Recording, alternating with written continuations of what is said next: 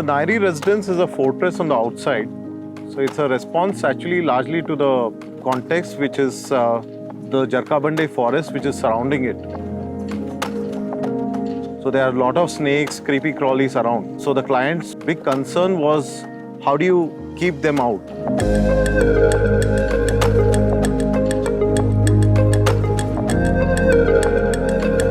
Hi, I'm Madhusudan, Principal Architect Function Design. Today we are going to talk about a very special project which is close to my heart called Nairi Residence.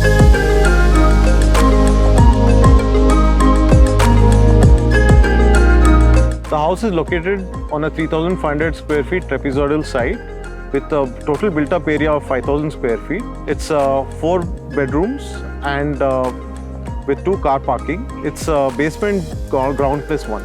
So the clients are from Bengaluru and they wanted this kind of a very tropical feel kind of house. But we convinced them that being in Bengaluru, we can't get them a Bengaluru style house. So we tried to bring in the essence of Bengaluru and the earthiness of a Bengaluru style house without being cliche about it.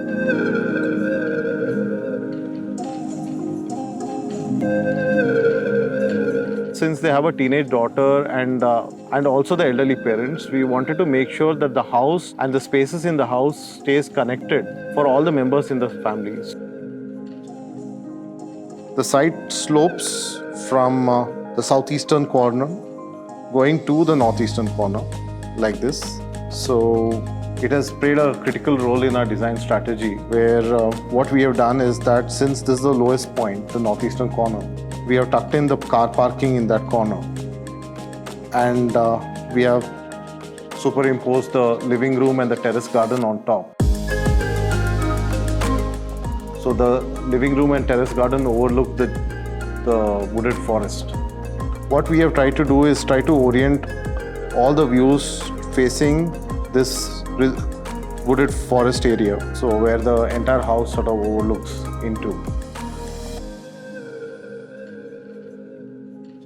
So you enter the house from this northeastern corner, so there's a massive cotton steel gate over there. And once you enter that, you have a gentle flight of staircase which takes you to the main house, and there's a foyer over there. And adjoining this staircase, there's a koi pond which has a natural landscape which takes care of its filters. And the entrance foyer has a traditional tulsi kate or a tulsi bush which is in front. The other very important aspect in Indian homes is you don't take your footwear into the house. So what we have done is we've given this bench, which also becomes a bench where people can come, sit out and lounge out, and also for wearing your footwear or leaving your footwear outside. We have located the parents' bedroom over here in the northeastern corner, overlooking the koi pond. And it also gives them an opportunity to look at people going and coming and spending their time doing that. The kitchen overlooks the courtyard over here, which faces this courtyard over here, and the courtyard itself becomes an important datum where make sure that there's also cross ventilation through the day, going through like that. So when you enter the space, you have a large 3-meter high door which takes you into this triple height lobby over here. And then there are these staircase which takes you up 4 feet to the elevated living room, which overlooks the park and the terrace garden over here. And this staircase, if you take it further up, you go to the upper bedrooms and the family room, which is at the upper level.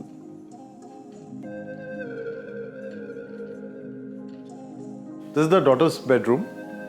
It's planned at 2 different heights. There's a study at the upper level and the bedroom is at the lower level. The bedroom overlooks the wooded forest in front of the road. And what we have done is that we have a space saver staircase again over here. And the materials are again consistent. We have again gone with mild steel and wood. So as you can see, what happens is that this central axis is what sort of defines all the ordering of spaces, and the spaces get ordered around it. And this becomes also a visual connection, because again here you have the puja room at this corner, and there's a double height space over here which overlooks this puja room from above, and there's a large skylight over here, circular skylight, where there's light streaming in right on top of the puja room like a halo. So what we did was we took a very modernist take on these traditional columns which define temples. So what we did was we floated it by sort of making this brass base at the bottom, and then we have these sort of flush-shaped columns which rise up, and then you have these pergolas which are sitting on them. So what it does is that it makes it look traditional in some sense, but it's a very modernist take. Plus you have this floating plinths which rises above the rest of the house, and it gives it its sense of sanctity. So the dining also opens out into a small sit-out with a swing, and that again overlooks a lush tropical small garden. And one more interesting feature what we have done is that the family room has these sliding folding windows which overlooks this double height space. And by doing that, we make sure that all the family members stay connected with each other. But yet, when you want to watch a movie or something like that, you have the privacy to close these shutters and isolate the space.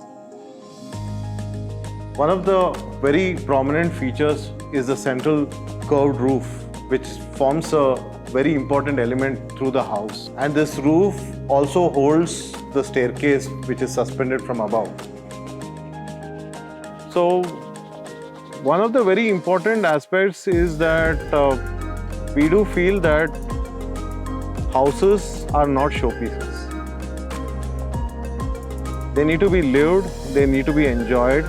They can be a bit messy sometimes, but yes, as architects, we do want them to look perfect and beautiful, but that's not how real life is. And this house and most of our architecture sort of celebrates that sense of being lived in.